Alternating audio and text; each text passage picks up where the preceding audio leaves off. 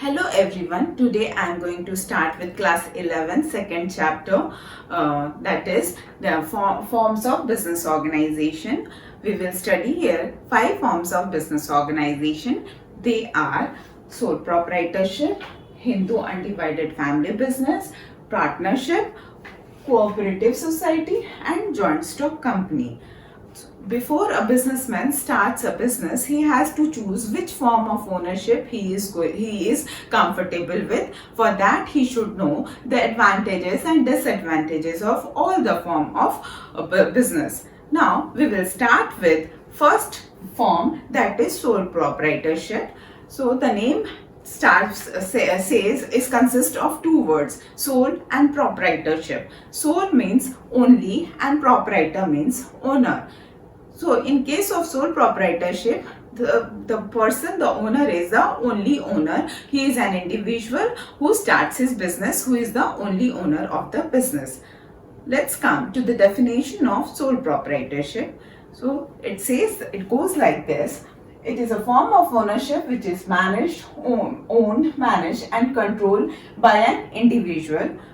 This means that it is owned, managed and controlled by a single individual who is the owner of the business, and he is the person who is going to receive all the profits and he is going to bear all the risk. This is all about sole proprietorship. Now, let me give you the example of sole proprietorship. It can be the beauty parlor or it can be the retail shop near our locality. These are the examples of sole proprietorship.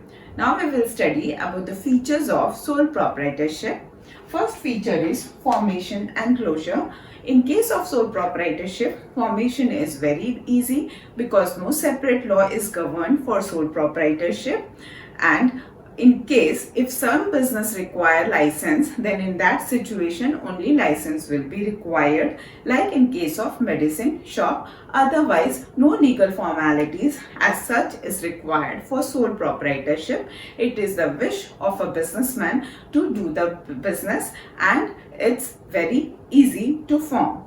And also, closure of the business is easy. If he wants to end up the business, he can easily end it without any legal formalities. Next comes liability. In case of sole proprietorship, liability of the sole proprietor is unlimited. This means that he has to pay all the debts of the business. Suppose the businessman has taken loan from banks and other person to start the business and there is no profit. Instead, he is suffering from loss. As a result, now he has to repay the debts. For that, he has to sell the assets of the business, and even if the assets of the business are not sufficient, in that situation, his personal property is at stake. That means he has to repay the debt by selling his personal assets.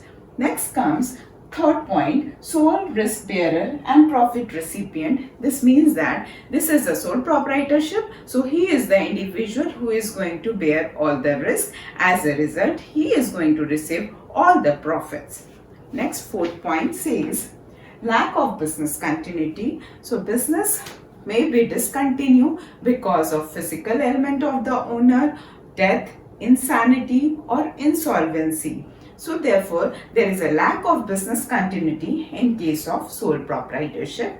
Next is no separate entity. This means that there is business and businessman in case of sole proprietor are considered to be one.